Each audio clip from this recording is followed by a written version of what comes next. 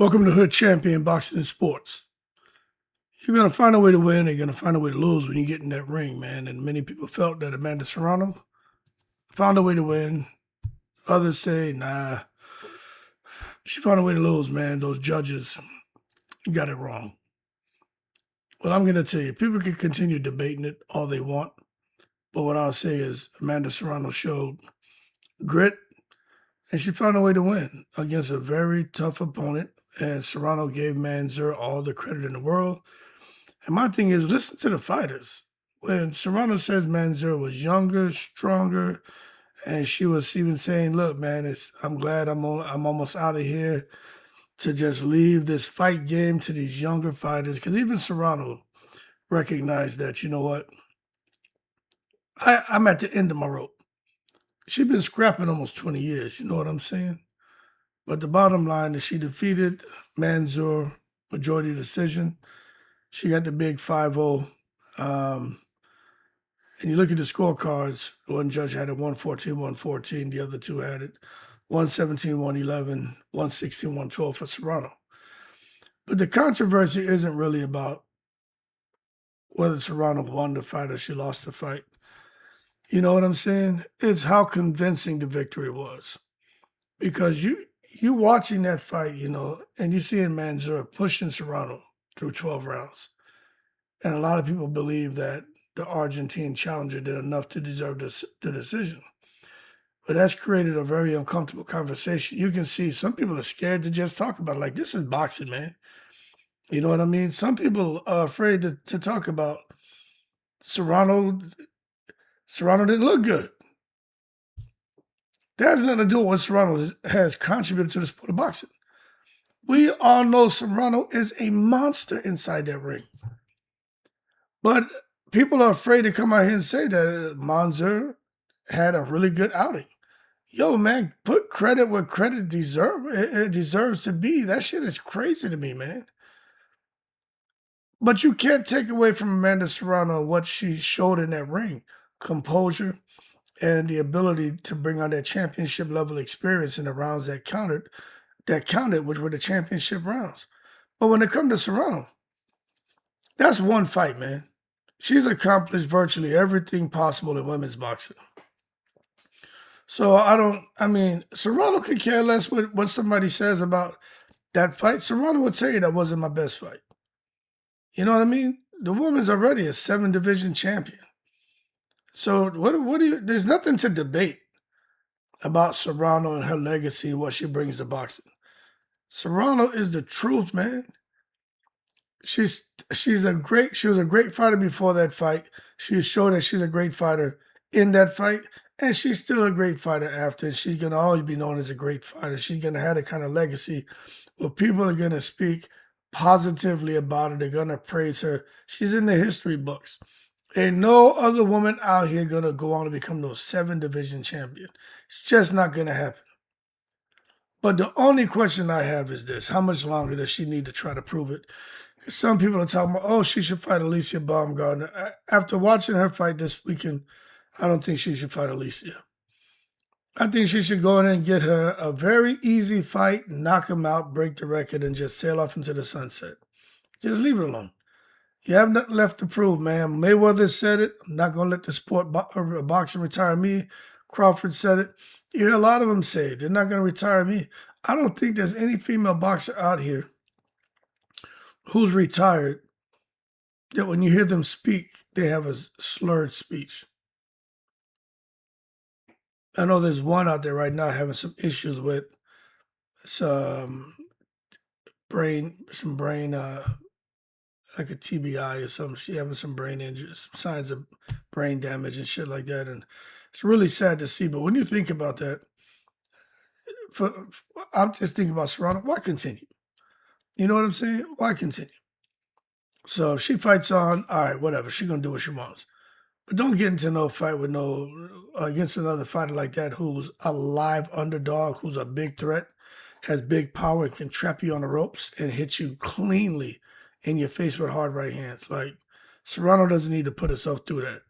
And no, there's only one person that's going to talk shit. That's Claressa Shields. But everybody else puts respect on Serrano's name. and appreciate what she's done for for boxing and women's boxing. Now, this SNAC controversy, that shit ain't going away.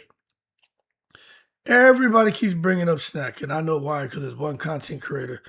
He's I don't know what his obsession is with SNAC, but what I will say is it makes you wonder. Long before he started talking about it, you know, I've talked about SNAC, and I've talked about Victor Conti, and I've talked about Angel Heredia, and I've talked about Alex Ariza, and I've talked about Dr. Usman Sajjad. So I know who all those guys are. And to me, they're just kind of controversial figures.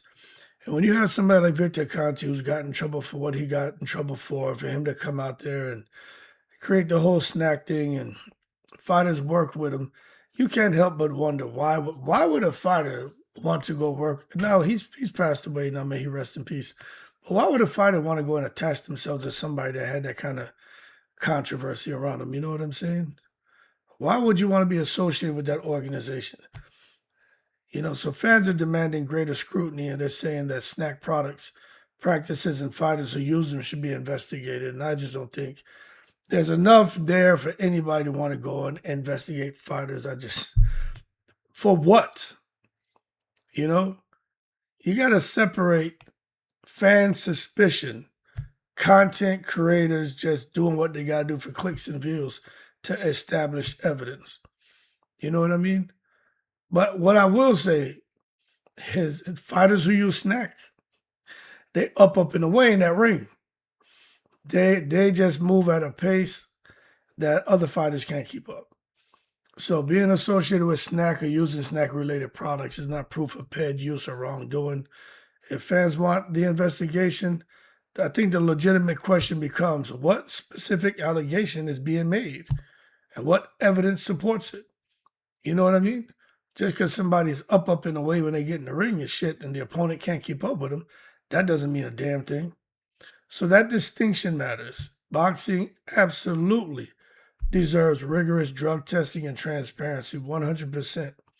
But accusations shouldn't automatically become convictions, man. And that's the part that annoys me and shit when I hear everybody out here convicting people and stuff, you know what I mean? Just because you think something. That shit ain't cool to me, man. But I do know this, because I'm not a dumbass. People who use SNAC, they perform differently. All right. Now, Jaron, Ennis, and Josh Kelly, they're in advanced negotiations for a huge 154-pound fight. Now, this is a fight y'all should be watching for. This is a real fight, man. And Jaron Ennis, I feel, is going to go and he's going to tranquilize Josh Kelly, you know what I mean? And then he'll have 3 belts. Really good junior middleweight unification, man. It's supposed to take place November, December. And I think this is going to be enormous. This is going to be a huge fight. It's supposed to take place in the States. But Ennis is coming off his move to 154. He made becoming undisputed his goal. Now, Kelly, he got a win recently. He didn't look that great. Before that, he clipped Murtazalia. But I'm just saying, Kelly's holding on to that IBF junior middleweight championship. But if he's going to come and fight Jaron Ennis, and he performs like he did in his most recent fight, Kelly's going to get knocked out cold. Kelly just didn't look that great, and a guy like Ennis is an absolute beast. An absolute beast, man. So I think both men have something major to lose. You know, this is unlike another routine title defense. You know, this is a really high stakes fight.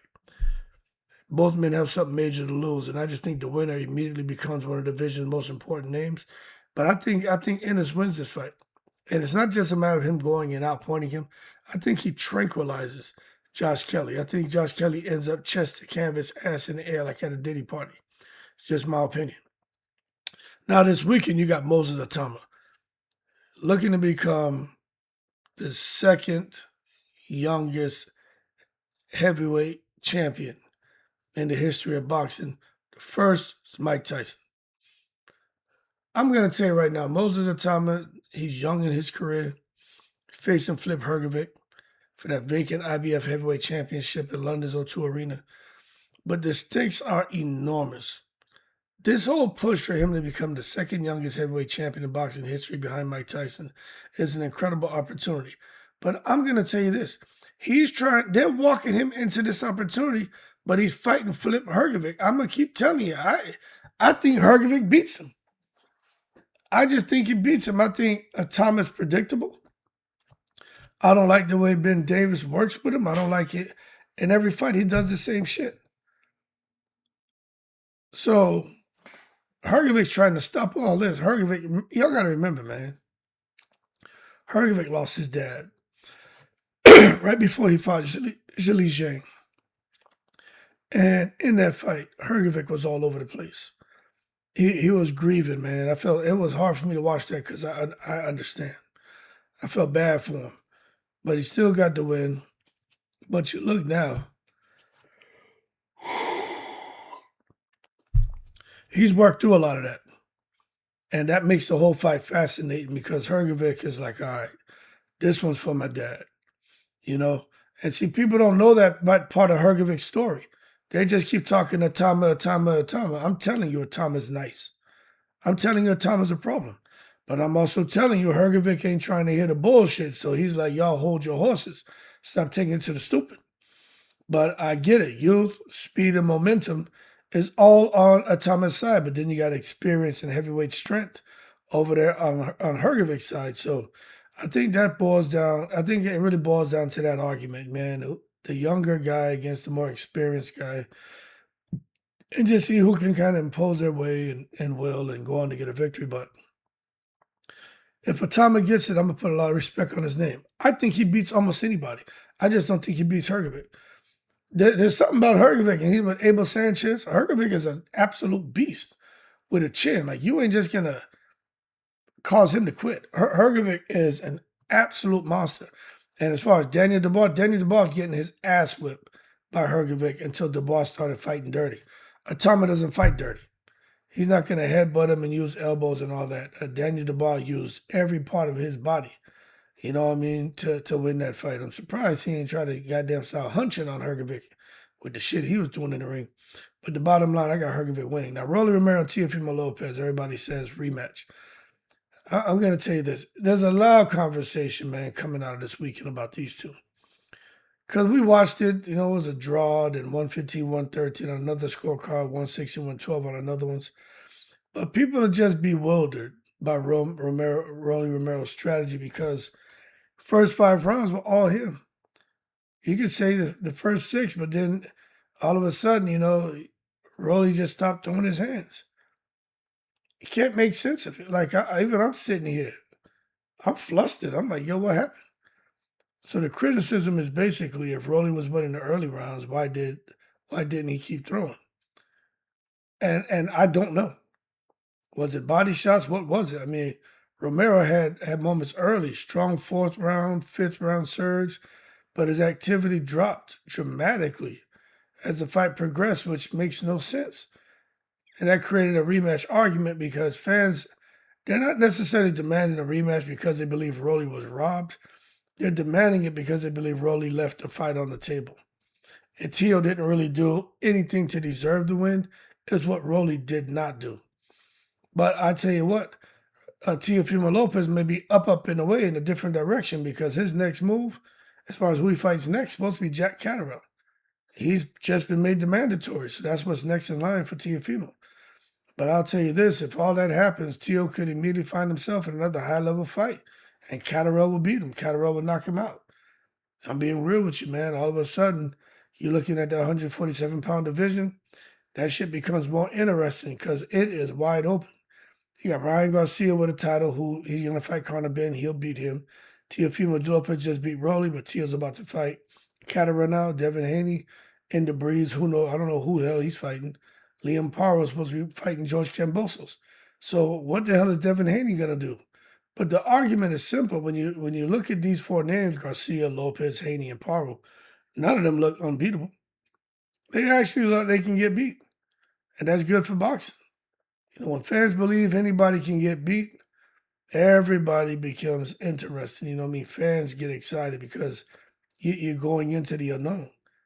The division doesn't have one overwhelming king sitting on top of everybody like when Crawford was fighting or even like a guy like Ennis was in the division. You know what I'm saying? It has a whole lot of stars trying to establish themselves, and it's kind of hard to go against guys like Crawford and Ennis. But when you just talking about Ryan Garcia, talented, fast hands, but I don't know. Teofimo Lopez, Liam Paro getting better, but Devin Haney, he's good, he's talented, but getting there with somebody put that pressure on him, he gonna run and stink up the place. But Devin knows how to win. But there's no one there where you're like, they're unbeatable. So we'll see what the future holds. But I'm trying to think who can go on and become undisputed at 147. I'm gonna say nobody right now. It's just my opinion. Now, this whole thing with Amanda Serrano, Claressa Shields, the moat versus the Gwoat. Even the acronyms are causing arguments. You know what I'm saying? You got boxing fans out here debating the nicknames themselves. Amanda Serrano, I don't know where this one came from. All of a sudden, I'm seeing some shit about the moat, the most of all time, the most accolades of all time. And I'm like, the moat? Shit sound kind of funny, you know what I'm saying? And Claressa is associated with the Gwoat, the Gwoat, the Gwoat. Greatest woman of all time. That shit sound funny too. But some fans don't even know what to make of these titles anymore because the question becomes, who gets to define greatness? You know what I mean? Is it championships, opposition, longevity, undisputed titles, weight divisions, amateur accomplishments, commercial impact, crossover appeal? I don't know. But that's why the arguments never end. So who do you like? You like the moat or you like the GOAT? Leave me a note. Now, Gervonta Davis and Devin Haney, this family drama, they got to stop, man. Now, Devin Haney, I did see where he came out a couple months ago and said something about Gervonta Davis' mom. And I thought he crossed the line, right?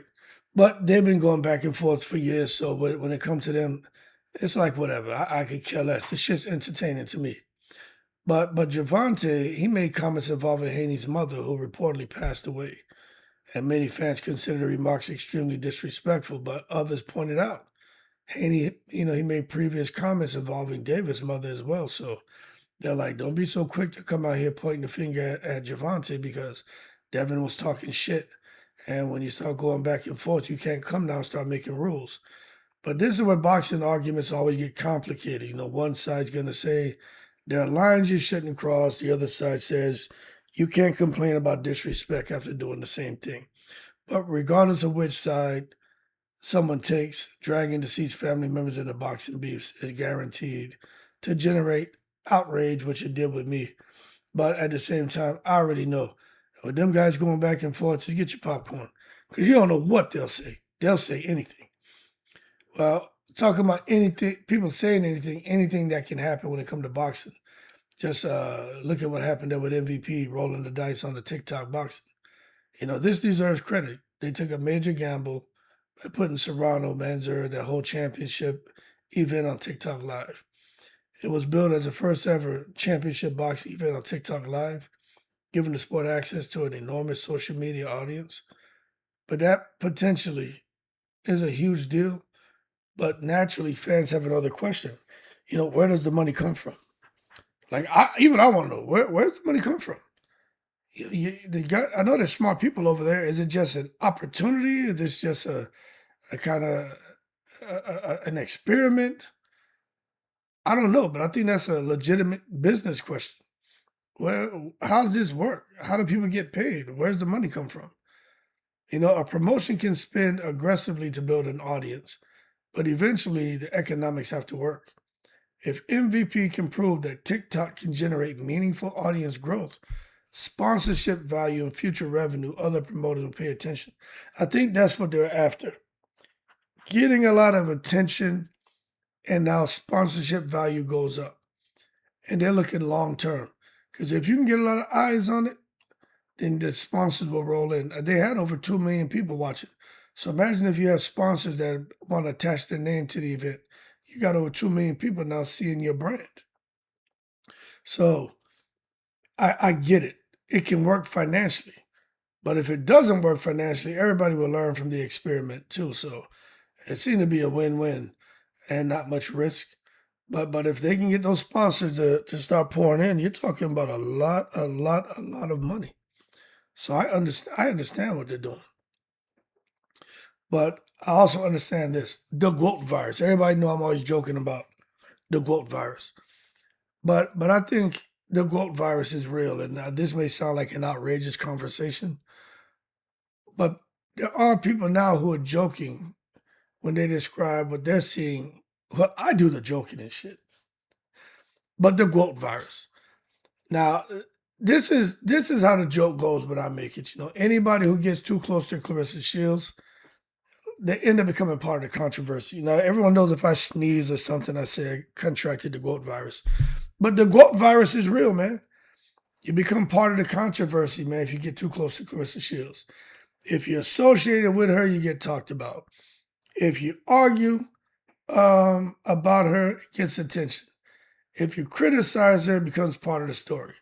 Anybody who defends her becomes part of the story too. So obviously, Gwoat virus is a hood champion made joke, not an actual phenomenon, but as a description of the social media cycle. The shit's hysterical, but it fits perfectly. Just think about it. Anyone who's somehow gets attached to Claressa, friend or foe, their name starts to get cycled, just like Claressa's. They get affected, man.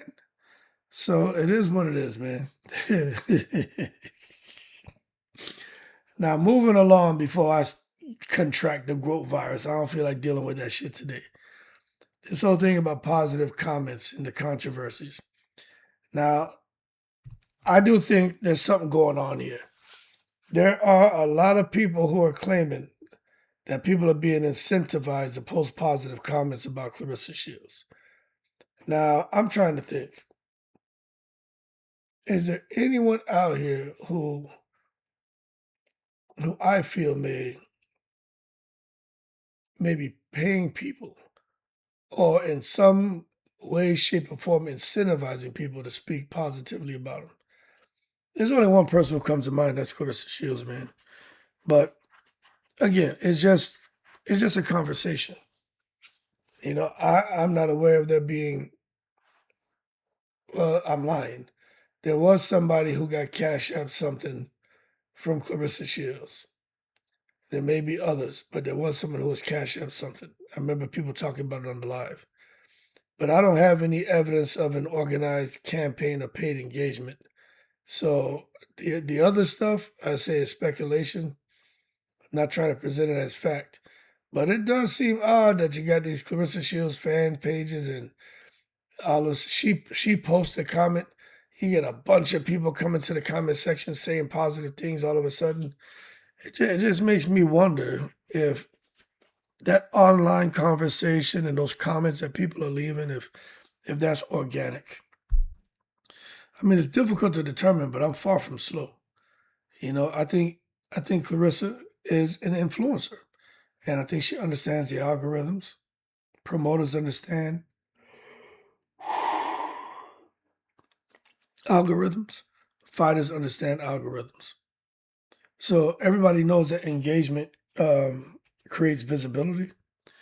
But I'm wondering, man, where'd all these positive comments come from? Because that shit seems crazy to me. But anyway, man, a much bigger story when it comes to all this. The whole weekend was interesting. Boxing is not just about what happens inside the ring anymore. It's about the fights, the decisions, all these talks about controversies, the different personalities, what women are wearing, what they're not wearing, social media wars, promotional strategies, the business, and increasingly the conversation all about that algorithm. So Serrano's decision created debate. Rolly's inactivity created debate. Teofimo Lopez created debate. Both Ennis and Josh Kelly potentially fighting is creating some excitement. Itauma fighting for heavyweight history, creating anticipation. And somehow, man, please, Claressa Shields remains part of the broader conversation, even when she isn't the one fighting. And that's the power and danger of becoming a constant social media story. So it is what it is. Y'all keep cool. Shout out to the veterans, all 7 continents. Yo, big up Amanda Serrano, man. She got her shit together. But she been doing it for a long time. I just hope she can fight the next fight, break that knockout record, and then just breeze. She has nothing left to prove. Just you all right. Everybody know that you were the truth. It's okay to just go on and retire. I'm in the breeze.